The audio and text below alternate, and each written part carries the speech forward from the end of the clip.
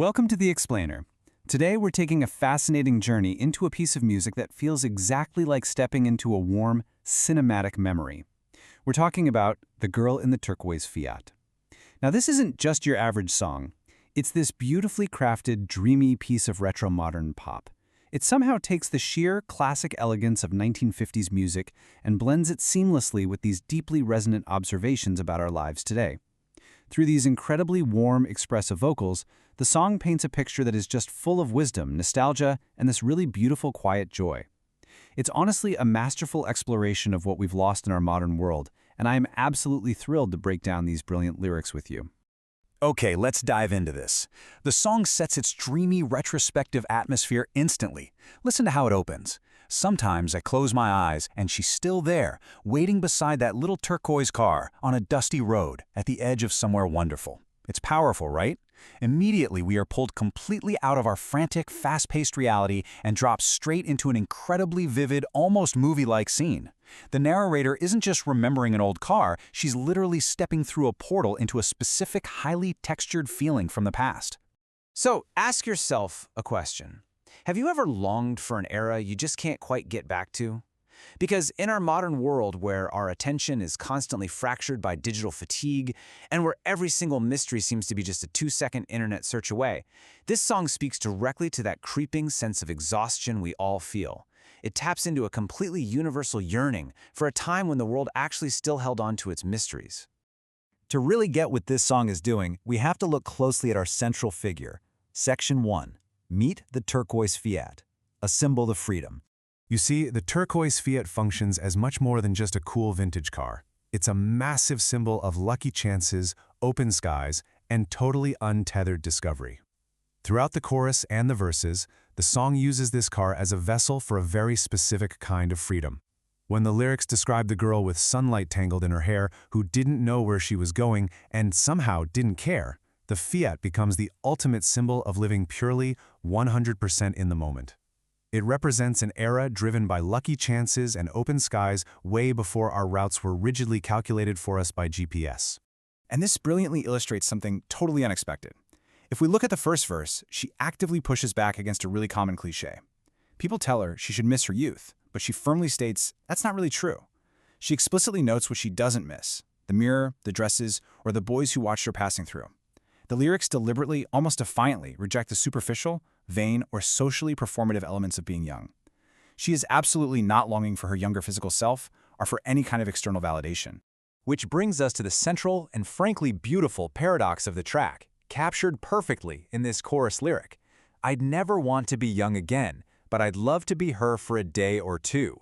The narrator is totally, completely comfortable with who she is right now. She doesn't actually want to rewind the clock or undo her life's progress. What she deeply, profoundly misses is the feeling of unburdened freedom. You know, that specific sensation where every turn is an adventure and every sunset feels brand new. And that longing for freedom leads us right into Section 2, the unmapped road, lost in a dream. Just let the sheer poetry of this first verse sink in for a second.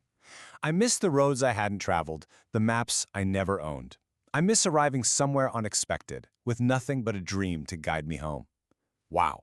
It highlights a joy that is almost entirely extinct today, doesn't it? The pure joy of arriving somewhere completely unexpected. Without a map in your hand, the journey requires trust, instinct, and a genuine willingness to simply be lost in a dream. Now, what's really interesting about this slide is how directly the song contrasts these two states of being. On one side, we have the quiet, thrilling anticipation of the unmapped past, arriving somewhere unexpected. But on the other side, we have the noisy reality of the present, what the pre-chorus accurately refers to as endless voices in my ear.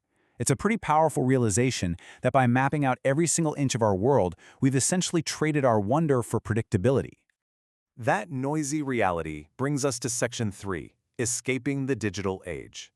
The noise of present.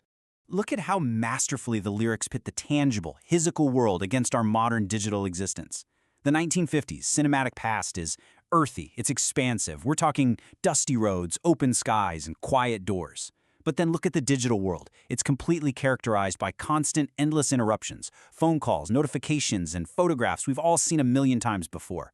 The song really effectively underscores the stark contrast between the patient physical world and the frankly suffocating, demanding elements of our hyper-connected lives today.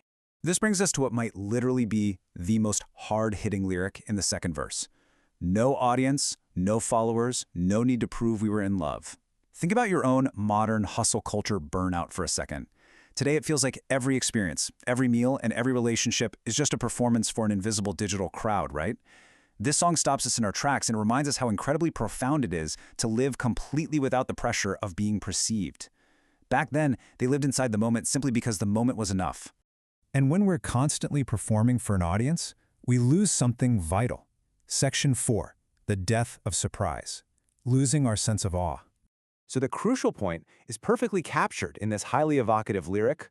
Back then, every ocean was an ocean, not a photograph I'd seen before. In the digital age, overexposure straight up ruins awe. Before you ever travel to a famous beach or city, you've likely seen 100 high-definition, heavily color-graded photos of it on your feed. The song is actively mourning the loss of first-hand discovery, pointing out how digital documentation has completely preempted our ability to be amazed. Let's systematically break down how the second verse and pre-chorus celebrate this unrecorded, ephemeral physical world. Back then, every ocean was a real ocean, not a previewed image you double-tapped on a screen. Every city had 1,000 secrets waiting quietly behind a door, not mapped out and rated on review sites.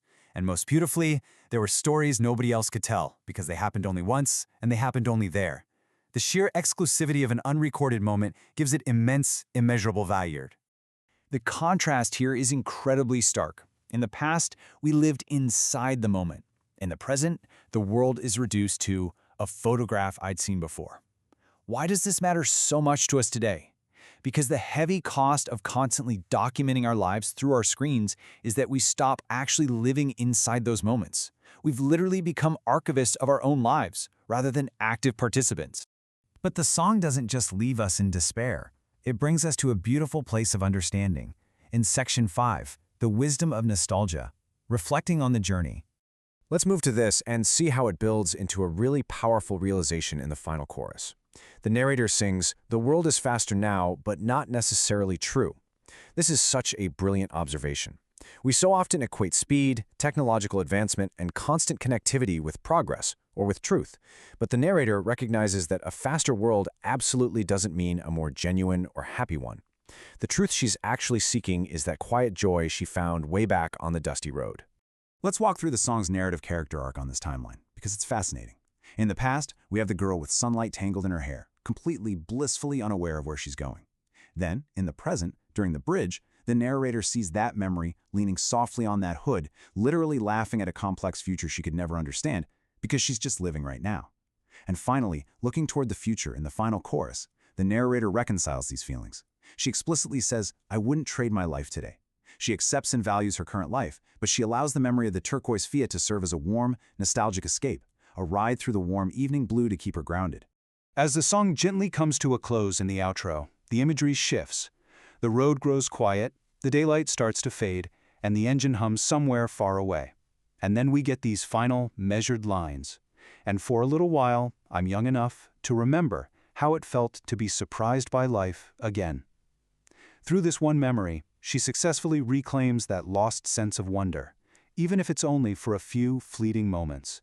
Which brings us to the end of our explainer, and I want to leave you with a direct challenge based on this beautiful piece of music. When was the last time you let yourself be surprised by life? I mean, genuinely surprised. Not looking up the destination, not checking the reviews, not posting the photo, just experiencing the moment simply because the moment is enough. Let this song inspire you. Put down your phone, step away from the map, and go find your own unmapped road. Thank you so much for exploring this with me today.